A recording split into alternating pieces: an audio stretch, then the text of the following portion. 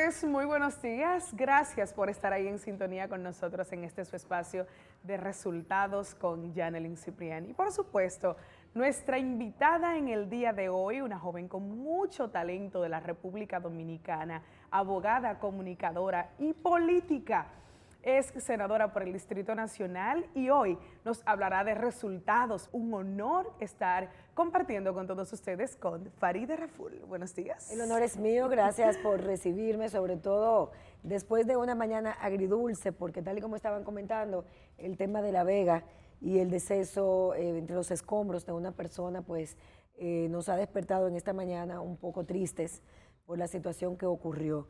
Ya las autoridades se están encargando, pero la pérdida de una vida humana definitivamente nos afecta a todos, así que fortaleza a su familia y los acompañamos en su dolor. Y la victoria del Licey ayer, por otro lado, de la pelota invernal, o sea que es una mañana un poco agridulce, ¿verdad? Sí, claro. ¿Qué iniciativa se podría procurar respecto a situaciones como esa que surgió ayer en La Vega? Que no sabemos a ciencia cierta si fue un tema del terreno, si los permisos estaban establecidos, la regulación en general. Hay regulación, lo que pasa es que no se aplica. Hay una labor de inspectoría que tiene que hacerse recurrentemente cuando una infraestructura va a recibir algún tipo de alteración. Hay unos audios corriendo a través del WhatsApp, no me atrevo a hablar acerca de eso porque no es una fuente fidedigna, hay que esperar que las autoridades terminen, pero uno de los grandes vacíos que tenemos es el seguimiento a las cosas que tenemos que hacer. Cada vez que vamos a hacer una remodelación, los gobiernos locales intervienen cuando estamos alterando una fachada exterior, pero cuando es interno y hay una alteración interna, no tenemos una inspectoría que venga del Ministerio de Obras Públicas para hacer las evaluaciones o de los gobiernos locales. Y en eso debería ser el Estado más efectivo, no porque yo sea propietario de un lugar, tengo el derecho a hacer todas las remodelaciones con las inobservancias que puede hacer un ingeniero estructuralista. Claro. Porque ese es el que sabe cómo se mantiene, cuáles son las vías que corren peligro, ese tipo de cosas. Hasta el momento lo que se está diciendo es que pudo haberse tratado de un hecho de esa naturaleza. Hay que esperar, pero insisto, las regulaciones existen, sí. Lo que hay es que fomentar que esas inspectorías que están en la ley y en resoluciones ya aprobadas por los gobiernos locales se apliquen. Farideh Raful, como profesional, comunicadora, abogada, como lo dije en el introito de este espacio, ¿cómo logras fusionar todas esas carreras con actualmente desempeñarte como senadora? Todo lo que merece llegar a una posición, quizás a una consecución de objetivos o de sueños, implica un sacrificio. Nada se logra de la noche a la mañana.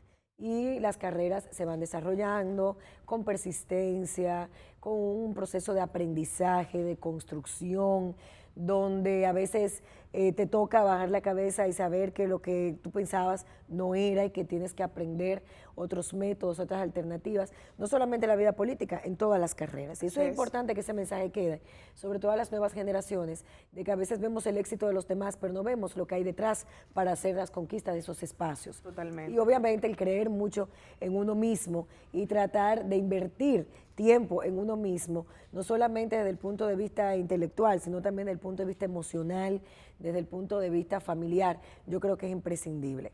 Siempre va a ser difícil, pero nunca, no es nada imposible.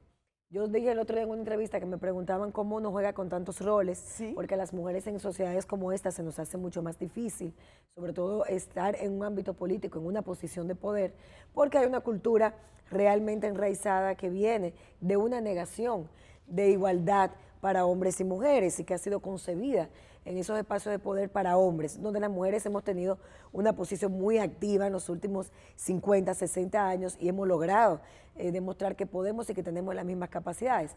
Y uno siempre descuidarlo.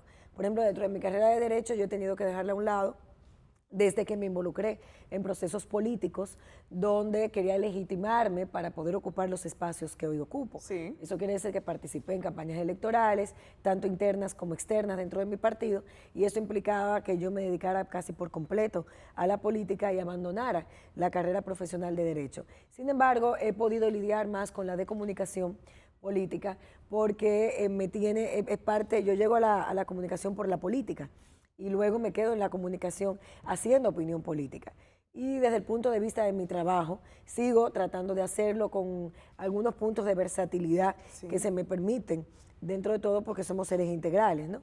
Y entonces el tiempo a veces no te da, pero uno trata de que la calidad de las cosas que uno haga sean lo mejor posible, aunque tengamos menos tiempo involucrado en él. Claro, y ahí resaltas una palabra muy importante en todo tu trayecto, que Sí. es el sacrificio. Sí. Automáticamente quieres ya involucrarte, inmiscuirte en lo que tiene que ver el mundo político, sin lugar a dudas hay un sacrificio de por medio, inclusive hasta con tu propia imagen, Claro, con tu todo. privacidad, Con con todo. todos tus demás roles. Con todo. Esa vocación política, de donde Con nace, todo. háblanos de tu crianza y esa formación. Con todo, porque, bueno, yo vengo de una familia de políticos, yo soy hija de 2 humanistas, de 2 personas que son catedráticos universitarios, que estudiaron en los años 70 su licenciatura en ciencia política, que luego se graduaron de abogados, que son personas que han sido muy comprometidos con la lucha por las libertades democráticas. Entonces yo crecí en un ambiente no solamente democrático, sino plural, donde los temas diariamente eran abordados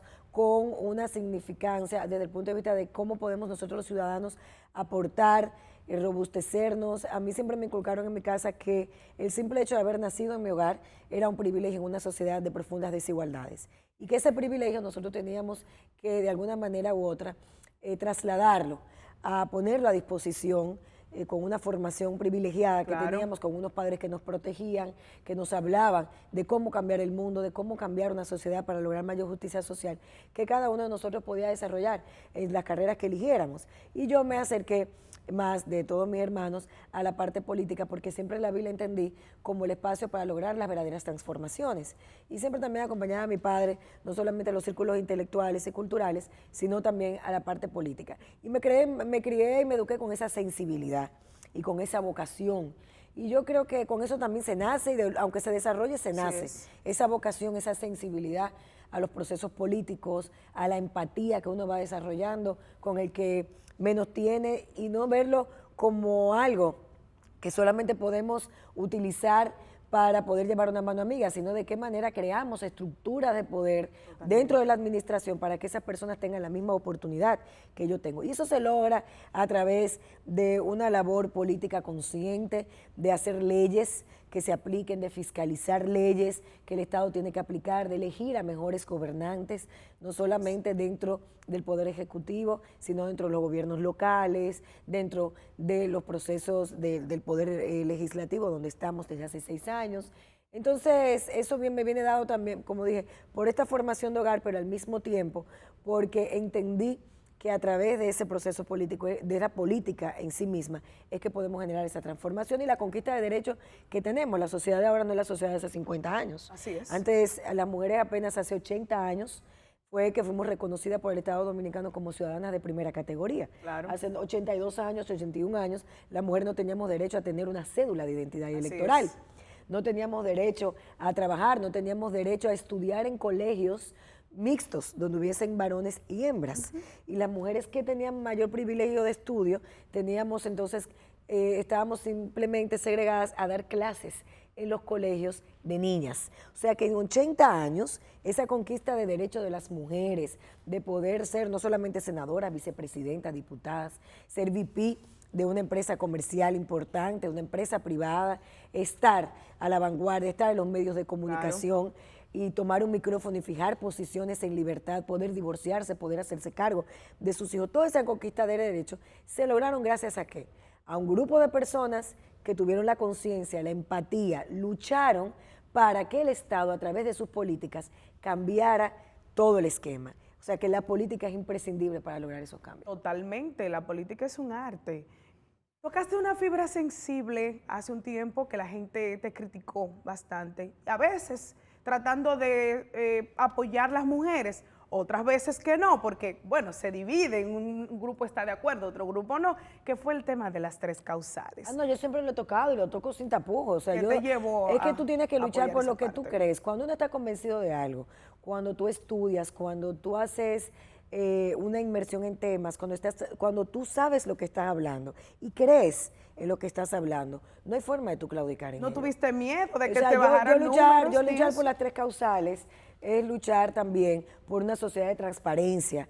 Estoy convencida que la transparencia en el ejercicio político se puede hacer. Y lucho y trato de hacer un trabajo honesto y digno dentro de la política nacional, sin robar, sin tomar sobornos, sin dejarme chantajear. Creo en eso, porque esa es mi convicción, como creo en las 3 causales, como creo en otras cosas. Y las 3 causales para mí no son más que una protección a los derechos reproductivos y sexuales de las niñas y de las mujeres dominicanas, donde el Estado, que es el garante de derechos, donde la Constitución del año 2010 vigente hasta la fecha, con una leve reforma en el 2015, nos dice que el Estado es un Estado de derechos. Ese Estado tiene que garantizar que toda mujer en situación de extrema necesidad pueda tener acceso a un sistema de salud que le dé una respuesta a esas causas que han generado un riesgo para su vida, no solamente desde el punto de vista físico, sino también psicológico y sexual y reproductivo. Entonces, claro, en un tema como de este, que en pleno siglo XXI debería ser algo totalmente pues manejable para muchas personas, siempre habrá otros sectores que instrumentalicen estos temas para tratar de radicalizar y desvirtuar lo que estamos hablando. Y por eso tú ves, por ejemplo, haters, que asesinos, que satánicos. No, señores, no estamos hablando de eso. Estamos hablando de causas de extrema necesidad. Nadie, ninguna mujer, y nosotros las que somos madres lo sabemos, quiere pasar por un proceso de interrupción de un proceso de gestación, porque es traumático de por sí. Pero sobre todo cuando esos procesos vienen dados por una violación sexual, por un riesgo que corre la madre de morir, y teniendo más hijos y dejar en la orfandad más hijos, son situaciones dramáticas, donde la vida nos pone en algún momento y hay que tomar decisiones. Y en la toma de decisiones debemos contar con un Estado que pueda darnos asistencia, con un sistema de salud que garantice que nuestra vida no corra peligro. De eso estamos hablando con las 3 causales, y por eso yo lo hablo sin tapujos, ni mucho menos, porque no instrumentalizo estos temas, sino que lo hablo, trato de educar acerca de ellos, y lo hablo de la convicción no solamente como senadora, como política, como madre y mujer, sino también como abogada, que creo que es totalmente válido. Claro. Otro tema también en debate en el que has comentado acerca de que garantizas lo que es el control de la ley de fideicomiso. Háblanos un poco de esa parte. Bueno, con la ley de fideicomisos pasó algo muy particular. Nosotros lo discutimos varios meses en el Senado de la República. Tuvimos que entender. Yo quiero que la gente sepa que los proyectos de leyes se aprueban y la gente dice, no, aprueban todo lo que llega del Ejecutivo. No es así. Y eso es parte del compromiso que tenemos de cambiar eso. El Poder Ejecutivo envió un proyecto de ley de fideicomisos que en su momento yo presidía la Comisión de Hacienda, nos reunió a los miembros de la Comisión de Hacienda, que somos 9 personas, y analizamos el proyecto. Tuvimos que hacer una inmersión en el tema de fideicomiso, porque yo, por ejemplo, que soy abogada, no soy especialista en todas las áreas. Claro. Y hay cosas en las que uno debe hacer una inversión y estudiarlas y tratar de validarlas con personas especialistas en la materia. Cuando hablamos de fideicomiso, estamos hablando de una estructura financiera del Estado, de la administración pública, que cambia a partir del 2011 con la entrada en vigor de la ley de fideicomiso privado. Entonces, la figura del fideicomiso para muchas personas que se dedican al derecho financiero es fácil de entender. Para otros no, y menos para los que no son abogados ni están en esos temas. Para unos economistas o reguladores es súper digerible, para otros no. Es como si me vienen a hablar a mí de cosas de la NASA o de cómo no lo sabemos. Y si estamos apoderados de un tema, tenemos que estudiarlo. Claro. En el estudio y la inversión que hicimos, y pudimos modificar el proyecto que envió el Poder Ejecutivo de manera significativa para establecer controles que no existían en esa iniciativa. Y nosotros establecimos controles, involucramos a la Cámara de Cuentas y a la Contraloría General de la República, que son los órganos de control externo e interno creados por la Constitución Nacional para el tema de los fondos que se manejen desde el Estado. Involucramos el procedimiento de acceso a través de la ley de libre acceso a la información pública para que todos los datos de cualquier fideicomiso público estén a la mano de cualquier ciudadano. Involucramos a la Superintendencia de Bancos como órgano regulador del sector de los fideicomisos públicos, tal como es el del fideicomiso privado. O sea, establecimos controles que no estaban, y se aprobaron en el Senado de la República, que ha suscitado un debate, que hay preguntas, que hay cuestionamientos. Qué bueno y qué válido es eso, porque enriquece el sistema democrático y las fuerzas políticas logran entender de qué se está hablando. Ahora, este proyecto ya perimió. Ayer precisamente fue nuevamente sometido ante el Senado de la República, que se abocará a hacer una mayor apertura para los temas y cuestionantes que quedan en la palestra pública para toda la fuerza, porque esa es la democracia y eso es lo que hacemos desde el Congreso. Sí. Y eso es un trabajo que la gente no ve y que es bueno que sepa, claro, para que entienda cómo los procesos se van dando y cómo las leyes se van aprobando. Queremos saber, en una palabra, ¿qué nos puedes decir que se deba a todos esos resultados que has obtenido? No, es que una palabra no bastaría. Yo creo que persistencia es una de las palabras, humildad.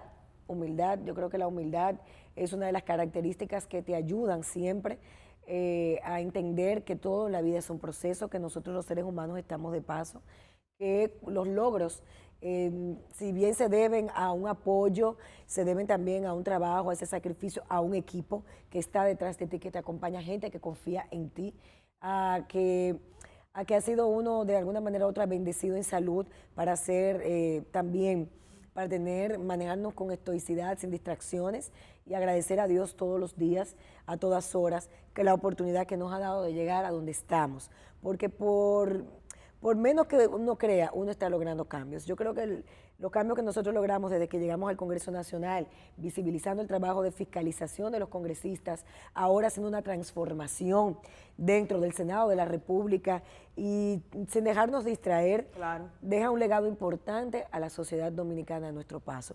Mañana nos iremos, las instituciones quedarán ahí.